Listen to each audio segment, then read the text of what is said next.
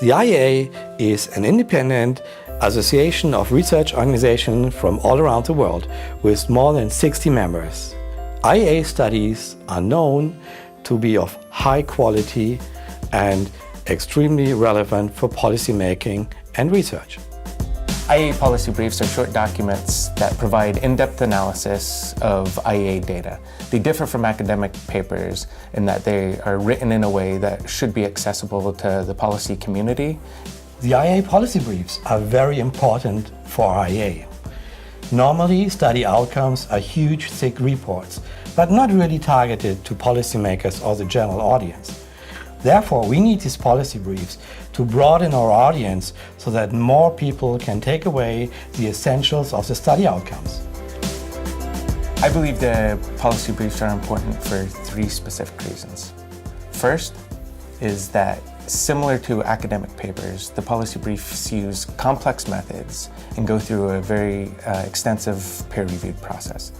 Second, the policy briefs are focused on specific topics that were specifically chosen to be important to the policy community. And third, the briefs provide policy implications. And these implications are written by top authors in the field, and they're focused towards the policy community. The authors of the policy briefs come from all around the world. It's experts from IEA, from UNESCO, from universities, or other research institutes around the world. For example, the University of Oslo in Norway, or the University of Murcia in Spain, or the University of Hiroshima in Japan, or University of Pretoria in South Africa, or in the United States, the George Washington University or the University of Southern California, to name a few. I'll give you a couple of examples of policy briefs that we have done in the past. For example, one uses PIRLS data, and it speaks about how students read at home. Are they reading for fun, or are they reading to learn? And the difference then is associated with achievement. A second example of a policy brief has to do with educational excellence. In that brief, the author uses TIMSS data and looks at high-achieving students and examines how they differ among countries. Let me give you two more examples of policy briefs that I was involved in. Both are about immigrants, a hot topic in policy and education currently in a lot of countries.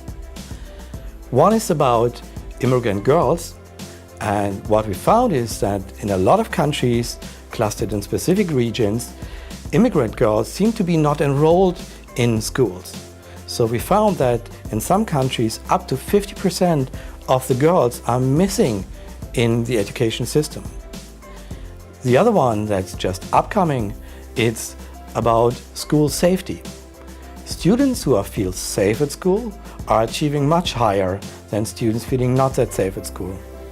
And we found that especially the immigrant students are not feeling as safe as students born in the country. And even more striking, we found that the relationship between achievement and feeling safe at school is even stronger for immigrant students than it is for the students who are born in the country.